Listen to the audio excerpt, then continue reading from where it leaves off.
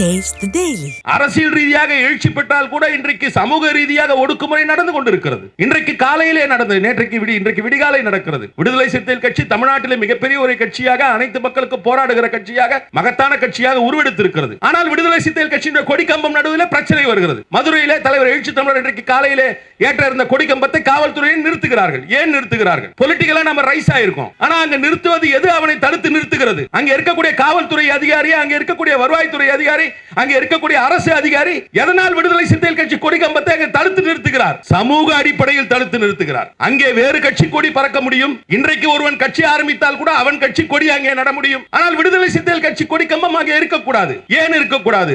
அது ஒடுக்கப்பட்ட மக்களுக்கான கட்சி என்று அவர்கள் அடையாளப்படுத்துகிறார்கள். சமூக ரீதியில் அவர்கள் பார்க்கிறார்கள். நீங்க என்ன சொல்றீங்க? ஏன் நீங்க துப்புரவு பணியை போய் அரசு பணி கேட்கறீங்க? உங்களுக்கு தான் வேற பணி. அது அப்படி அல்ல.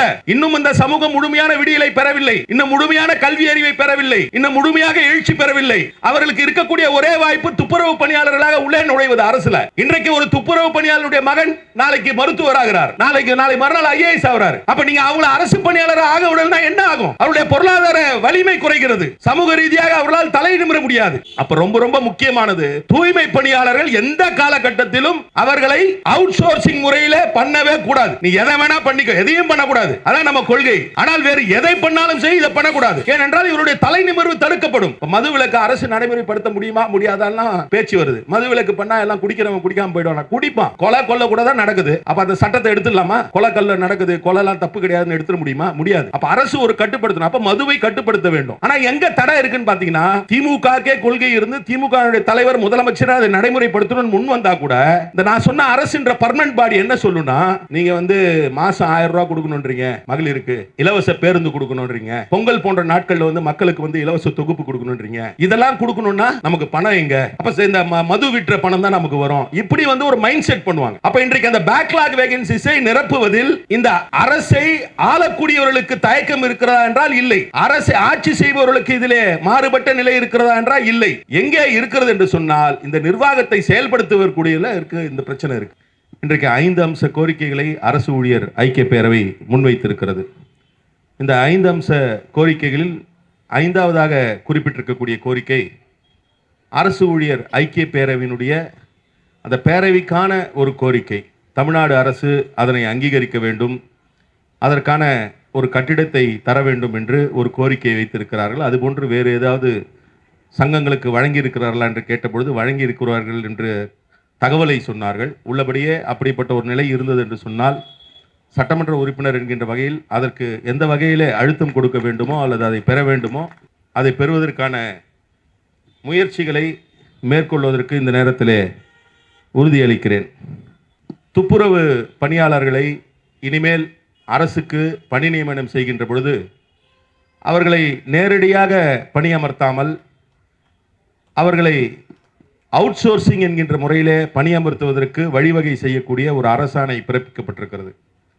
அதனை திரும்ப பெற வேண்டும் என்பதை வலியுறுத்தியும், துப்புரவு பணியாளர்களை பணியெடுக்கின்ற பொழுது அவர்கள் அரசு பணியாளர்களாக பணியமர்த்திட வேண்டும். ஏற்கனவே தற்காலிக முறையில் பணியாற்றக்கூடிய துப்புரவு பணியாளர்களையும் அரசு பணியாளர்களாக நியமிக்க வேண்டும் என்பதுதான் நம்முடைய கோரிக்கை. இது 2வது. 3வது, பென்ஷன் திட்டம். பழைய பென்ஷன் திட்டத்திற்கும் புதிய பென்ஷன் திட்டத்திற்கும் அடிப்படையிலே ஒரு மிகப்பெரிய ஒரு வேறுபாடு. பழைய பென்ஷன் திட்டத்திலே சம்பளத்திலே எந்த விதமான தொகையும் பென்ஷனுக்கென பிடிக்கப்படாது. ஆனால் இன்றைக்கு பென்ஷன் வேண்டும் என்று சொல்பவர்கள் தங்களுடைய சம்பளத்திலே ஒரு பகுதியை அரசுக்கு கொடுக்க வேண்டும். அதை அவர்கள் தருகிறார்கள். அது கூட இந்த ஷேர் மாதிரி கொடுக்குறாங்க, இன்டர்லிங்க் பண்ணி கொடுக்குறாங்க. அதனால் அதில் நிறைய பாதிப்புகள் இருக்கிறது என்று அதையும் நாம் மறுதளித்து பழைய பென்ஷன் திட்டத்தையே நடைமுறைப்படுத்த வேண்டும் என்று சொன்னோம். இன்னும் சொல்ல போனால், திமுகவினுடைய தேர்தல் அறிக்கையிலே பழைய பென்ஷன் திட்டத்தை நடைமுறைப்படுத்துவோம் என்கின்ற வாக்குறுதியை கொடுத்திருக்கிறார்கள். அந்த வாக்குறுதியை நிறைவேற்ற வேண்டும். எவ்வளவோ வாக்குறுதிகளை நிறைவேற்றி இருக்கிறது இந்த அரசு, இதையும் நிறைவேற்ற வேண்டும் என்பதை நாம் வலியுறுத்துகிறோம். அடுத்தது பேக்லாக் வேகன்சிஸ். பேக்லாக் வேகன்சிஸ் என்றது இடஒதுக்கீட்டின் அடிப்படையில் பணி நியமனங்களை செய்கின்ற பொழுது சில நேரங்களில் இடஒதுக்கீடு அடிப்படையில் அதில் பணி நியமனம் செய்வதற்கான ஆட்கள் கிடைக்கவில்லை என்றால் அந்த இடம் அப்படியே நிறுத்தி வைக்கப்பட்டிருக்கும். அப்படியே நிறுத்தி வைக்கப்பட்டு கடந்த 10 ஆண்டுகளில் கிட்டத்தட்ட 10,000 பணியிடங்கள், 1, 2 அல்ல, பல்வேறு நிலைகளில் பல்வேறு துறைகளில் 34 துறைகளில் 10,000 கிட்டத்தட்ட ஏறத்தாழ 10,400 என்று கணக்கு கொடுக்கிறார்கள். 10,400 பணியிடங்கள் இருக்கிறது. அதில் 8,000க்கும் மேற்பட்ட பணியிடங்கள் எஸ்சி மக்களுக்கானது, 2000 பணியிடங்கள் எஸ்டி மக்களுக்கானது என்கின்ற ஒரு நிலை இருக்கிறது. அதை நிறைவேற்ற வேண்டும், நிரப்பிட வேண்டும் என்ற கோரிக்கை. இந்த கோரிக்கையை தொடர்ந்து விடுதலை சிறுத்தைகள் கட்சி முன்வைத்ததனுடைய விளைவாகத்தான் அரசு அதை உடனடியாக ஆராய்ந்து அதற்கென நடவடிக்கை எடுக்கிறோம் என்கின்ற உறுதிமொழியை கொடுத்து 2 ஆண்டுகள் ஆகிறது. ஆனால் இன்னும் எந்த நகர்வும் இல்லை. இது தொடர்பாக தலைவர் எழுச்சி தமிழர் தன்னுடைய வருத்தத்தை பதிவு செய்திருக்கிறார். கட்சியினுடைய பொதுச் செயலாளர் அண்ணன் ரவிக்குமார் அவர்கள் வருத்தத்தை பதிவு செய்திருக்கிறார். சட்டமன்றத்திலே பேசியிருக்கிறோம்.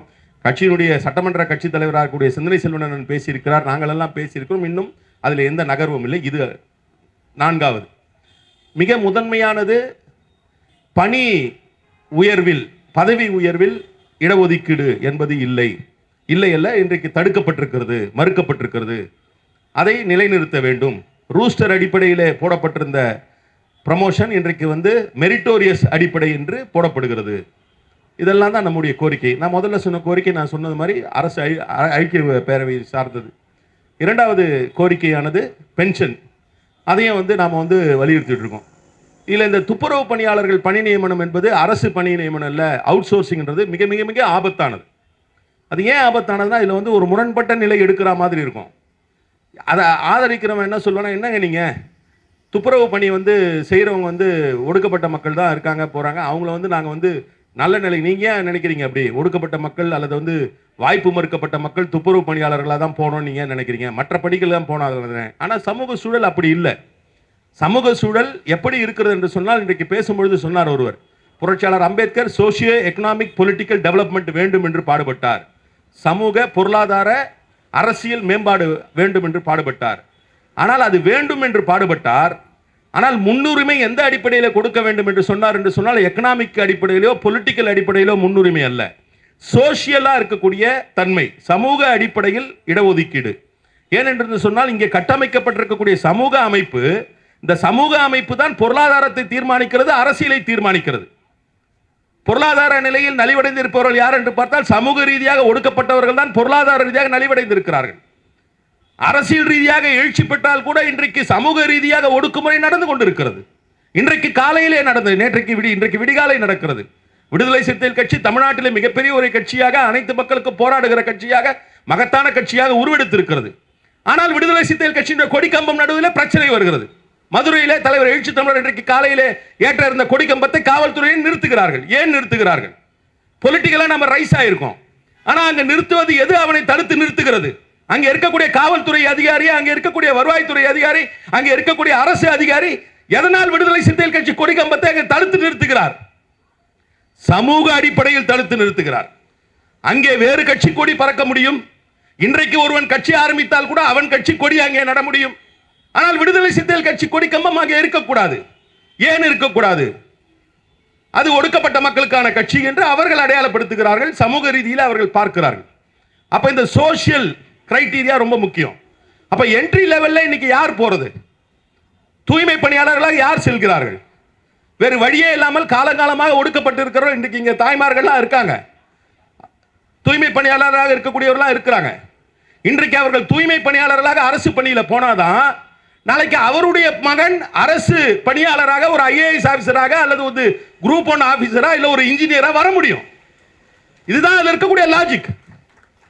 நீங்க என்ன சொல்றீங்க? ஏன் நீங்க துப்புரவு பணியை போய் அரசு பணி கேட்கறீங்க? உங்களுக்கு தான் வேற பணி. அது அப்படி அல்ல. இன்னும் இந்த சமூகம் முழுமையான விடியலை பெறவில்லை, இன்னும் முழுமையான கல்வி அறிவை பெறவில்லை, இன்னும் முழுமையாக எழுச்சி பெறவில்லை. அவர்களுக்கு இருக்கக்கூடிய ஒரே வாய்ப்பு துப்புரவு பணியாளர்களாக உள்ளே நுழைவது அரசுல. இன்றைக்கு ஒரு துப்புரவு பணியாளருடைய மகன் நாளைக்கு மருத்துவராகிறார், நாளை மறுநாள் ஐஏஎஸ் ஆகிறார். அப்ப நீங்க அவங்கள அரசு பணியாளர் ஆக விடலனா என்ன ஆகும்? அவருடைய பொருளாதார வலிமை குறைகிறது, சமூக ரீதியாக அவர்களால் தலை நிமிர முடியாது. அப்ப ரொம்ப ரொம்ப முக்கியமானது, தூய்மை பணியாளர்கள் எந்த காலகட்டத்திலும் அவர்களை அவுட் சோர்சிங் முறையில் பண்ணவே கூடாது. நீ எதை வேணா பண்ணிக்க, எதையும் பண்ணக்கூடாது, அதான் நம்ம கொள்கை. ஆனால் வேறு எதை பண்ணாலும் சரி, இதை பண்ணக்கூடாது. ஏனென்றால் இவருடைய தலை நிமிர்வு தடுக்கப்படும். இன்றைக்கு ஒடுக்கப்பட்டு இருக்கிறவருடைய அடுத்த தலைமுறையுடைய வாய்ப்பு பறிக்கப்படும். அவருடைய வாய்ப்பு பறி போல இன்றைக்கு துப்புரவு பணியாளராக ஒருத்தர் அரசு பணியில சேர முடியும்னா அவருடைய வாய்ப்பு பறி போகுது என்று நீங்கள் பார்க்க கூடாது. அவருடைய தலைமுறையுடைய வாய்ப்பு பறி போகிறது. அவுட் சோர்சிங்ல என்ன சம்பளம் வந்த போது என்ன கொடுக்க போறீங்க, என்னைக்கு வேணா நிறுத்துவீங்க. அப்ப அவங்களுடைய வாழ்வாதாரம் என்ன ஆகுறது? அவங்களுக்கு எங்க இருந்து எக்கனாமிக்கல் டெவலப்மெண்ட்டோ, அவங்களுக்கு எங்க இருந்து பொலிட்டிக்கல் டெவலப்மெண்ட் வரும்? ஆக விடுதலை சிறுத்தைகள் கட்சியுடைய நிலைப்பாடும் அரசு ஊழியர் ஐக்கிய பேருடைய நிலைப்பாடும் மிக மிக தெளிவானது. எந்த சூழலிலும் அவுட் சோர்சிங் என்பதை துப்புரவு பணியாளர்களுக்கு, தூய்மை பணியாளர்களுக்கு தமிழ்நாடு அரசு செய்யக்கூடாது. அவர்களை அரசு பணியாளர்களாகவே நியமனம் செய்ய வேண்டும். இன்றைக்கு பணிபுரிந்து கொண்டிருக்கக்கூடிய தூய்மை பணியாளர்கள் அனைவரையும் அரசு பணியாளர்களாக ஆக்க வேண்டும். அது ரொம்ப கிளியர். அதுல ரொம்ப கிளியரா இருக்கும். இந்த பின்னடைவு பணியிடங்களை பற்றிய பிரச்சனை இது தொடர்ந்து எழுச்சி தமிழர் பேசிட்டு வர்றார். ஆள் இல்லைன்னு சொல்லி நீங்க பைலப் பண்ணிட்டே போறீங்க. 10,400 வந்துச்சுன்னா எத்தனை ஆயிரம் போக போதோ இல்லை விட போறீங்களோ. ஆனா அதை தடுத்து நிறுத்தணும், அதை நிரப்பணும்னு சொல்லி தான் நம்ம கோரிக்கை வைக்கிறோம், தொடர்ந்து கோரிக்கை வைக்கிறோம். இன்றைக்கு ஆட்சியிலே நாமும் இந்த ஆட்சி வருவதற்கான ஒரு காரணமாக தேர்தல் பணியாற்றி இருக்கிறோம். இந்த ஆட்சிக்கு ஆதரவாக இருக்கிறோம். எல்லா நிலையிலும் அது செய்கிறோம் என்கிற நிலையில் முதலமைச்சர் ஒரு நல்ல எண்ணத்தில் ஒரு முடிவு எடுக்கிறார். அதை ஆராயணும்னு சொல்லி அதற்கான நடைமுறைகளை மேற்கொள்றாங்க. ஆனால் அது இன்ன வரைக்கும் எந்த மூமெண்ட்டுமே இல்லை. இப்போ இங்கே பேசிய நம்முடைய சகோதரி மீனாலோசனை சொன்னார். இப்போ முதல் கோரிக்கை இருக்கு இல்லையா, இந்த அரசு பதவி உயர்வில் இந்த ரூஸ்டர் முறையை மாற்றிட்டு மெரிட்டோரியஸ் முறையை போடணும்னு. இது தொடர்பாக ஜட்ஜ்மெண்ட் 2016 வருது. வந்த உடனேயே ஒரு சில நாட்களில் அரசு நிர்வாகம், நீங்க ஒரு விஷயத்தை நல்லா புரிஞ்சுக்கணும். தலைவர் எழுச்சி தமிழர் பேசும்போது இதை தொடர்ந்து சொல்லி வருவார். அரசுனா அரசு ஒரு பர்மனன்ட் பாடி. அதை ஆட்சியாளர்களுக்கும் அரசுக்கும் நாம் இருக்கக்கூடிய வேறுபாடை பார்க்க வேண்டும். நீங்க அரசு என்பது ஒரு பர்மனன்ட் பாடி. அதில் இருக்கக்கூடிய அலுவலர்கள், அதில் இருக்கக்கூடிய அதிகாரிகள், அவங்க தான் எப்பவுமே பாலிசி மேக்கர்ஸ், என்ன செய்ய வேண்டும் என்பதை தீர்மானிக்கக்கூடியவர்கள். அப்ப ஆட்சியாளர்கள் யார்? They are the policy deciders. Policy decision எடுக்கிறவங்க தான் ஆட்சியாளர்கள். ஆட்சியாளர்கள் உறுதியாக முடிவெடுக்க முடியும் என்று சொன்னால் பாலிசி மேக்கர் சொல்லக்கூடியதை மாற்ற முடியும். அந்த உறுதித்தன்மை வேண்டும். ஆனால் நடைமுறையில் என்ன நடக்கும் என்று சொன்னால் இந்த பாலிசி மேக்கர்ஸ் என்ன பண்ணுவான்னா ஒரு தயக்கத்தை ஏற்படுத்துவான். இப்ப நம்ம பேரலா ஒரு மிகப்பெரிய ஒரு மகத்தான மானுடத்திற்கான முன்னெடுப்பை தலைவர் எழுச்சி தமிழர் முன்னெடுத்திருக்கார். அது இதோட சேர்ந்தது. இங்க நிறைய பேர் ஆதங்கப்பட்டாங்க. நமக்கான இது என்ன போராட்டம்னே தெரியாம நிறைய பேர் வர மாட்டாங்க. இது ஏதோ கவர்மெண்ட் சர்வெண்ட் அவங்களுக்கான ப்ரொமோஷனுக்கான இல்ல. இன்றைக்கு நான் இந்த மேடையில் நின்று கொண்டு இருக்கிறேன் என்று சொன்னா நமக்கு புதியவனு தெரியும், இல்ல ஏழ்மலையை தெரியும், கன்னியப்பண்ணு தெரியும், இவங்களுக்கெல்லாம் ப்ரொமோஷன் வரும். நான் இங்க நிக்கல. அவர்கள் எதனால் பாதிக்கப்படுகிறார் என்று சொன்னால் ரிசர்வேஷன் மறுக்கப்படுகிறது, பாதிக்கிறார்கள். இடஒதுக்கீடு கொள்கை பாதிப்புக்குள்ளாகிறது. இடஒதுக்கீடு கொள்கை பாதிக்கிறது என்று சொன்னால் அவர்கள் மட்டுமல்ல, என்னை சார்ந்தவர்களும் பாதிப்பார்கள், சமூகத்தை சார்ந்தவர்களும் பாதிப்பார்கள், எல்லோரும் பாதிப்பார்கள். இடஒதுக்கீடு பாதிக்கிறது என்பதால் தான் இந்த மேடையில் நின்று கொண்டிருக்கிறேன். அரசு ஊழியருக்கு பதவி உயர்வு கேட்டில்ல, இதான் அதில் இருக்கக்கூடிய அடிப்படை.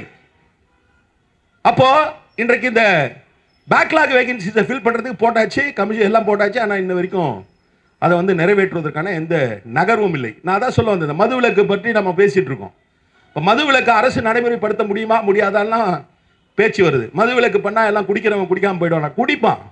இப்போ கொலை கூட தான் நடக்குது. அப்போ அந்த சட்டத்தை எடுத்துடலாமா? கொலை நடக்குது, கொலைலாம் தப்பு கிடையாதுன்னு எடுத்துட முடியுமா? முடியாது. அப்போ அரசு ஒரு கட்டுப்படுத்தணும். அப்போ மதுவை கட்டுப்படுத்த வேண்டும்.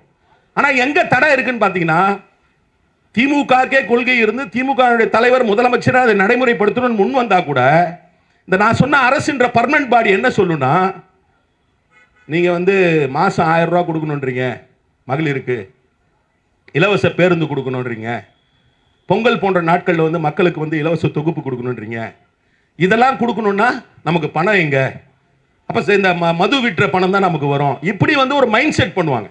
அப்ப இன்றைக்கு அந்த பேக்லாக் வேகன்சிஸை நிரப்புவதில் இந்த அரசை ஆளக்கூடியவர்களுக்கு தயக்கம் இருக்கிறதா என்றால் இல்லை. அரசை ஆட்சி செய்பவர்களுக்கு இதிலே மாறுபட்ட நிலை இருக்கிறதா என்றால் இல்லை. எங்கே இருக்கிறது என்று சொன்னால் இந்த நிர்வாகத்தை செயல்படுத்துவதற்குரிய இருக்கு இந்த பிரச்சனை இருக்கு. அதனால அதையும் உடனடியாக நிறைவேற்ற வேண்டும், நிரப்பிட வேண்டும் என்கின்ற கோரிக்கையை நாம் மிக அழுத்தமாக வலியுறுத்துகிறோம். இப்போ main demand, first demand, top demand, priority demand எல்லாம் சொன்னாங்க. Constitution 16(4)A. இது ஏன் இந்த திடீர்னு எப்படி இந்த பிரச்சனை வந்தது? இப்போ அண்ணன் ஜெய்சன் கூட மிக அழகாக சொன்னார். ஒவ்வொரு பிரச்சனையா பல்வேறு வழக்குகளை பற்றி பேசினார். அவர் மண்டல் வழக்குன்னு சொன்னார். அது மண்டல் வழக்குனா மண்டல் கமிஷன், அதாவது பிற்படுத்தப்பட்ட மக்களுக்கு இடஒதுக்கீடு தொடர்பான வழக்கு. அது இந்திரா சஹானி கேஸ். இப்போ 2-3 கேஸ் எப்பவுமே இந்த மாதிரியான பிரச்சனைகளில் அலசப்படும். Indra Sawhney case, Kesavananda Bharati case, Champakam Dorairajan case. இடஒதுக்கீடு தொடர்பான சம்பகா துரைராஜன் கேஸ் வரும், இந்திரா சஹானி கேஸ் வரும்.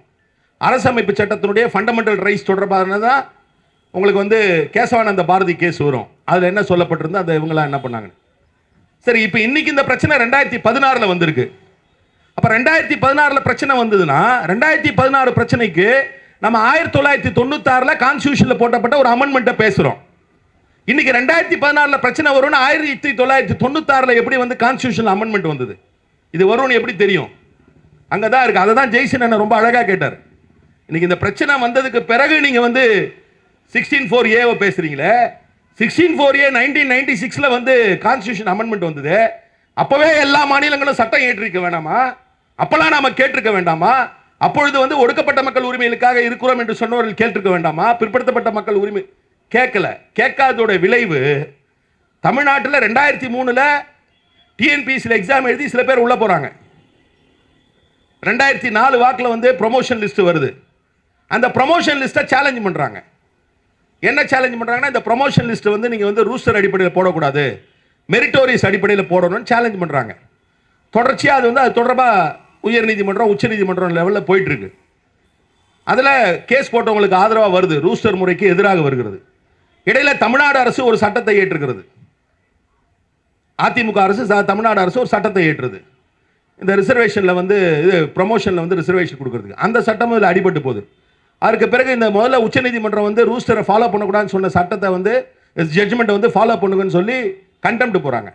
இந்த கண்டெம்ட் போகிற நிலையில தான் வந்து அதை வந்து நடைமுறைப்படுத்துகிறோன்னு போய் அரசு அதிகாரிகள், எந்த அதிகாரிகள் இப்போ நான் சொன்னேன், இந்த 10,400 சில்லற போஸ்ட்டை வந்து ஐடென்டிஃபை பண்ணி அதை ஃபில் பண்ணுறதுக்கு முயற்சி எடுக்காத அதிகாரிகள், அவங்க உள்ளபடியே அங்கே போய் என்ன பண்ணியிருக்கணும் கோர்ட்டில், இது எங்கள் மாநில அரசுக்கான உரிமை, ஏற்கனவே கான்ஸ்டியூஷனில் ப்ரொடெக்ஷன் இருக்குது, அதன் அடிப்படையில் பண்ணுறோம், இதில் வந்து அதுக்கு எதிராக ஏதாவது இருந்ததுன்னா பண்ணுங்கன்னு சொல்லியிருக்கணும். ஆனால் அவங்க யாரும் அப்படி போய் சொல்லலை. கோர்ட்டில் கண்டெம் பெட்டிஷன் போட்டவொடனே போய் ஐயா நாங்கள் செஞ்சிடறோம், நீங்கள் சொல்கிற மாதிரியே நாங்கள் ரூஸ்டர் சிஸ்டமை ட்ராப் பண்ணிவிட்டு நாங்கள் வந்து மெரிட்டோரியஸ் சிஸ்டமை பார்த்துக்கிறோன்னு. இல்லை, இந்த மெரிட் என்பதற்கே பல பேர் பல விதமாக சொல்கிறார்கள். ஆனால் மிகப்பெரிய கான்ஸ்டியூஷனல் எக்ஸ்பர்ட் ஏஜி நுரானி இப்போ தான் சமீபத்தில் இறந்து போனார். அவர் வந்து அமிக்கஸ் கியூரின்னு சொல்லுவாங்க உச்சநீதிமன்றத்தில், பெரிய உயர்நீதிமன்றங்களில். என்னன்னா, ஜட்ஜுகளுக்கே நீதியரசர்களுக்கே ஒரு சந்தேகம் வருது ஒரு விஷயத்துலனா அதை கேட்பதற்காக சட்டத்தில் புலமை பெற்றவர்கள் இருப்பாங்க. அப்படி ஒரு அமிக்கஸ் கியூரியா இருந்தார். அவர் கான்ஸ்டியூஷனல் எக்ஸ்பர்ட் நுரானி. அவரே வந்து நேர்மையான தலைவர் அப்படின்னு ஒரு விருதை வந்து இந்தியாவில் ஒரு தலைவர் கொடுத்தாரு. அந்த தலைவர் வேற யாரும் இல்லை, நம்முடைய தலைவர் எழுச்சி தமிழர் தான். ஒரு 4-5 வருஷம் முன்னாடி வந்து கொடுத்தாரு. அந்த நுரானி என்ன சொல்றாருன்னா, அந்த மெரிட்ன்றது என்னன்னா, சமூக நீதியை நிலைநிறுத்துகின்ற அடிப்படையில் எடுக்கப்படுகின்ற நடவடிக்கை தான் நீங்க மெரிட்டா பார்க்கணும். ஆனா இப்போ இதுக்கு வர இப்போ மெரிட்டோரியஸ் அடிப்படையில் பண்ணணும். சரி, இப்போ இது வந்துருச்சு. இப்போ இதற்கு தீர்வு என்ன? இப்போ 16(4)A வச்சு என்ன பண்ணணும்? இந்த 16(4)A எப்படி வந்ததுன்னா, அப்போ நான் சொன்னது மாதிரி இந்த இந்திரா சஹானி கேஸில் பல விஷயங்கள் வந்து ஆராயப்பட்டது. அப்போ உங்களுக்கு வந்து ப்ரொமோஷன்லையும் பிரச்சனை வரும் என்பதை போன்று உணர்ந்த நிலையில் தான் வந்து, இல்லை ப்ரொமோஷனை தடுக்குது, அது ப்ரொமோஷனில் இடஒதுக்கீடு தடுக்குது என்கின்ற நிலையில் தான் பாராளுமன்றத்தில் 77th அமெண்ட்மெண்ட். இதில் ஒரு விஷயம் என்னன்னா, இந்த செண்பக துரைராஜன் கேஸ் வந்து ஃபர்ஸ்ட் அமெண்ட்மெண்ட். அது என்ன ஃபர்ஸ்ட் அமெண்ட்மெண்ட்னா, இங்கே நீதி கட்சி இருக்கும்பொழுது 1924 வந்து ரிசர்வேஷன் கொடுத்துட்டு இருந்தாங்க. இந்தியா விடுதலை அடைந்த பிறகு அந்த அடிப்படையில் ரிசர்வேஷன் வழங்கப்பட்டது. ரிசர்வேஷன் வழங்கப்பட்டதை எதிர்த்து ஒரு நீதிமன்றத்துக்கு போகிறார். நீதிமன்றத்துக்கு போகின்ற பொழுது நீதிமன்றம் அந்த ரிசர்வேஷன் கொடுத்தது தப்புன்னு சொல்லுது.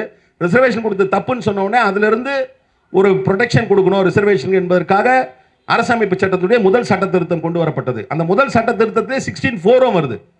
இப்போ 16(4)A வந்து 77th அமெண்ட்மெண்ட் எப்போ வருதுன்னா, இந்த இந்திரா சஹானி கேஸில் ப்ரொமோஷனில் வந்து உங்களுக்கு ரிசர்வேஷனுக்கு ஆபத்து வருதுன்னு போது அதை கொண்டு வந்து இது தொடர்பான சட்டத்தை ஏற்றுவதற்கு மாநில அரசுக்கு அதிகாரம் இருக்கிறது என்கிற நிலையிலே 16(4)A வந்துடுச்சு. ஆனால் அப்போவே ஏற்றிருக்கணும், ஏற்றல. இப்போ பிரச்சனை வந்துடுச்சு. இப்போ இதே மாதிரியான பிரச்சனை பக்கத்தில் இருக்கக்கூடிய மாநிலங்கள்லேயும் வந்திருக்கு. இப்போ கர்நாடகாவில் முதல்ல ஒரு முறை ஒரு சட்டம் போட்டாங்க. அந்த சட்டம் வந்து நீதிமன்றம் ரத்து செஞ்சது. ஆனால் மறுபடியும் அந்த சட்டத்தை வந்து போட்டாங்க.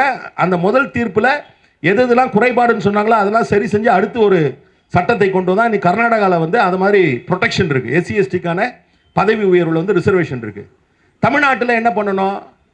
அந்த 16(4)A பயன்படுத்தி கான்ஸ்டியூஷனை பயன்படுத்தி கான்ஸ்டியூஷனில் இருக்கக்கூடிய ப்ரொவிஷனை பயன்படுத்தி இப்போ இடஒதுக்கீடு அதே இந்திரா சஹானி கேஸில் 50% மேலே இருக்கக்கூடாதுன்னாங்க. ஆனால் தமிழ்நாட்டில் 69% இடஒதுக்கீடு இருக்கிறது.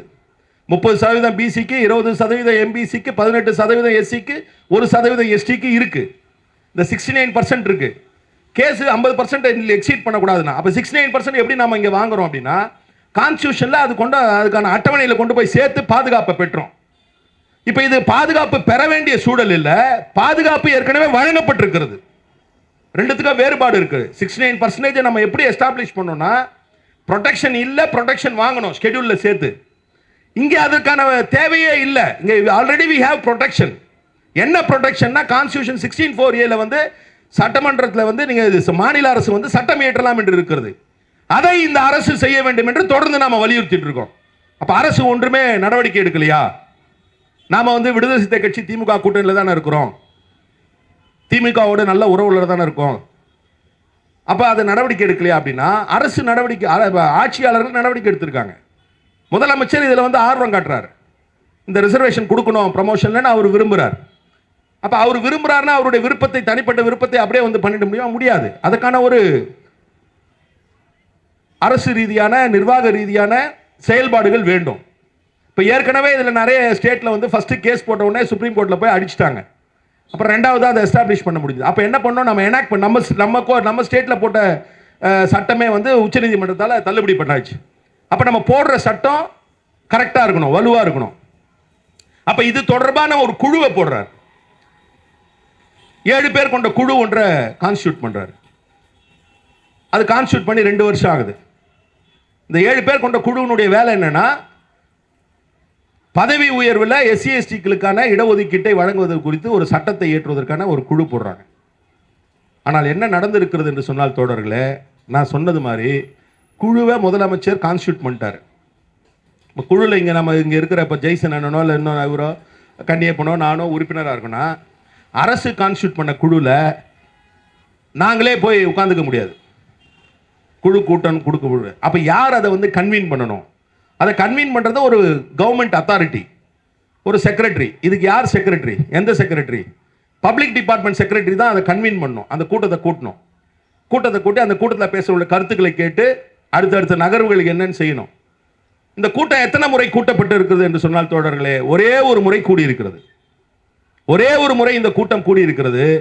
அப்படி ஒரே ஒரு முறை கூடிய கூட்டம் என்ன பேசினாங்கன்றத பதிவு பண்ணல, மினிட்ஸ். இப்போ நம்ம கட்சி மீட்டிங் போட்டால் வர்றவங்ககிட்ட கையெழுத்து வாங்குறோம், என்னென்ன தீர்மானம் போட்டோம்னு எழுதுறோம். அதே மாதிரியான எல்லா மீட்டிங்குமே minutes of the meeting ready பண்ணணும். அந்த minutes of the meeting ready பண்ணவே இல்லை, ஒண்ணுமே இல்லை. இதை விட இன்னொரு விஷயம் என்னன்னா, அந்த 7 மெம்பர்ல வந்து ஒருத்தர் கூட SC/ST சார்ந்தவர்கள் இல்லை. இப்போ SC/ST இல்லாதவங்க வந்து இந்த நலனில் அக்கறையோடு இருக்க மாட்டார்கள் என்பதல்ல பொருள். அவர்களால் உணர முடியாத, அவர்களால் தெரிவிக்க முடியாத, அவர்களால் கண்டு அறிய முடியாத பிரச்சனைகளை சமூக ரீதியாக இருந்து இவர்கள் தெரிந்திருக்க முடியும். அப்ப இவங்களோட இன்புட்ஸை வேணும், SC/ST இன்புட்ஸை வேணும் அந்த கமிட்டியில். அப்பதான் அந்த லாவை எனாக்ட் பண்ணும்போது யூஸ்ஃபுல்லா இருக்கும்.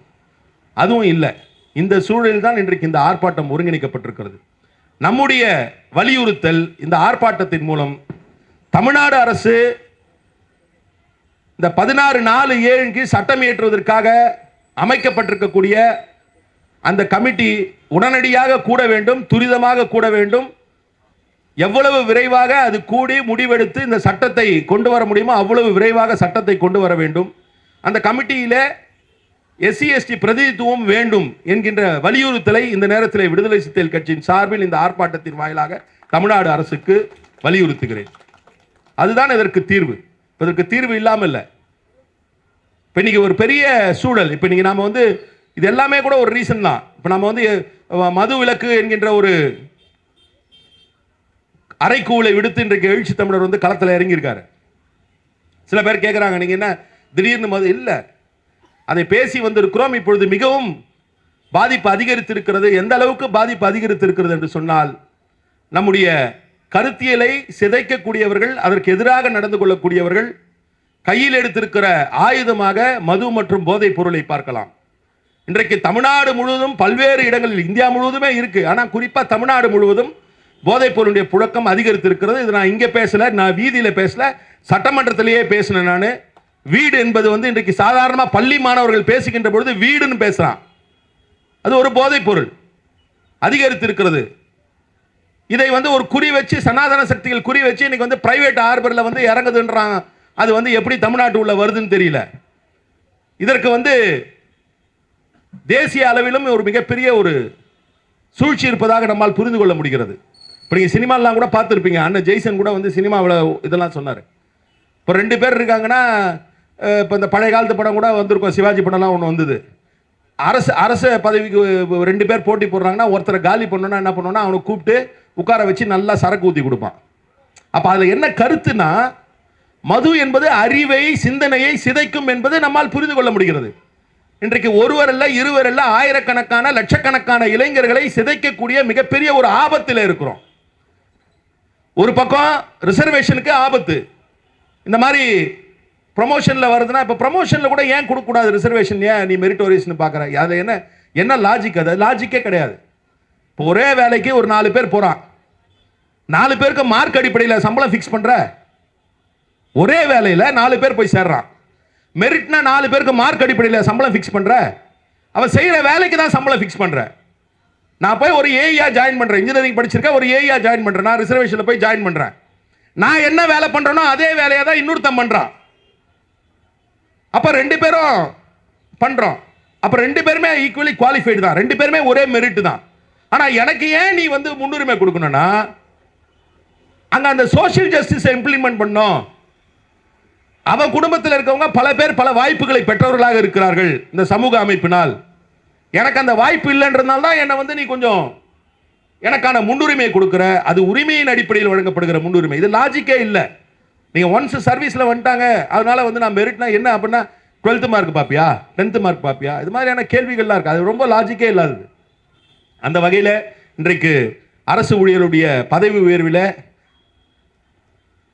அந்த உரிமையை நிலைநாட்டுவதற்கான சட்டத்தை ஏற்றுவதற்கு இங்கே பேசியவர்கள்லாம் சொன்னாங்க, மாதிரி நீங்கள் பொது விவாத மேடைகள்லாம் பேசுகிறீங்க போகிறீங்கன்னு. பொது விவாத மேடைகள்லாம் அரை மணி நேரம் 1 மணி நேரம் தராங்க பேசுறதுக்கு. சட்டமன்றத்தில் எல்லா நேரத்துலையும் எல்லாத்தையும் பேச முடியும். ஆனால் அதை கடந்து எப்படி நீங்கள் வந்து விளையாட்டில் வந்து ஒரு 90 நிமிஷம் விளையாடினா கூட 1 நிமிஷம் 2 நிமிஷத்தில் கையில் காலில் பந்து கிடைக்கும் போது கோல் அடிக்கிறது தான் ஒரு வீரனோட திறமை. அந்த மாதிரி இன்னைக்கு விடுதலை சிறுத்தைகள் கட்சியுடைய சட்டமன்ற உறுப்பினர்கள் அங்கே அந்த களத்தில் வந்து நாங்கள் வந்து அப்படியே காத்துக்கிட்டு இருக்கோம். ஒவ்வொரு சந்தர்ப்பத்திற்கும் 4 சட்டமன்ற உறுப்பினர்களும் தலைவர் எழுச்சி தமிழருடைய சொல்படி, ஆணைப்படி, அவருடைய கட்டளைப்படி காத்து கிடக்கிறோம். ஒன்று மட்டும் உறுதி, எங்க கால் பக்கம் பந்து வந்தது அது கோல் தான். அதில் ஒன்றும் மாற்றம் கிடையாது. அது யாராக இருந்தாலும் சரி, நானாக இருந்தாலும் சரி, அண்ணன் சிந்தனையாக இருந்தாலும் சரி, ஷானவாஸாக இருந்தாலும் சரி, பாபுவாக இருந்தாலும் சரி, அப்படித்தான் நாங்கள் பயிற்றுவிக்கப்பட்டு அங்கே களத்தில் இருக்கிறோம். ஆகவே எங்களுடைய நடவடிக்கைகள் எல்லாம் ஒருபுறம், இங்கே பேசியவர்கள் வெளிப்படுத்தியதை போன்று நாம் இன்னும் இதை வந்து ஒரு அவேர்னஸை கிரியேட் பண்ணி ஒவ்வொரு விஷயத்தையும் ஒன்னோட ஒன்று கனெக்ட் பண்ணோம். நாம் பேசின இந்த 5 விஷயமே ஒரு இழை தான். நமக்கு வந்து விடுதலை சிறுத்தை கட்சியினுடைய அமைப்பு என்கின்ற நிலையில் அரசு ஊழியர் ஐக்கிய பேரவைக்கான ஒரு அலுவலகம் கிடைப்பதில் மிகப்பெரிய ஒரு பிரச்சனை இருக்கலாம். இன்றைக்கு வந்து தூய்மை பணியாளர்கள் நியமனத்தில் அரசு பணியில்ன்றதுலையும் சரி, இல்லை பேக்லாக் வேகன்சிஸ் ஃபில் பண்ணலன்றதும் சரி, எல்லாவற்றிலுமே இடையோடி கொண்டிருப்பது இந்த சமூக நீதி, சமத்துவத்தை நிலைநாட்டுவது என்கின்ற அந்த கோட்பாடு தான் புரட்சியாளர் அம்பேத்கருடைய கருத்தியலின் அடிப்படையில் நாம் அனைவரும் ஒன்று சேர்ந்து இந்த களத்திலே போராடி கொண்டிருக்கிறோம். நிச்சயம் அந்த போராட்டத்தில் வெற்றி பெறுவோம். இந்த வைக்கப்பட்டிருக்கக்கூடிய இந்த 5 அம்ச கோரிக்கைகளும் வெகு விரைவில் நடைமுறைப்படுத்துகின்ற வகையில் இன்னும் தீவிரமாக களமாடுவோம். இதிலே நாம் வெற்றி அடைவோம். தலித் அரசியல் தலைமை நாட்டுவோம். நாட்டை தலைகீழாய் புரட்ட தோழமை போற்றுவோம். நன்றி, வணக்கம், ஜெய்பீம்.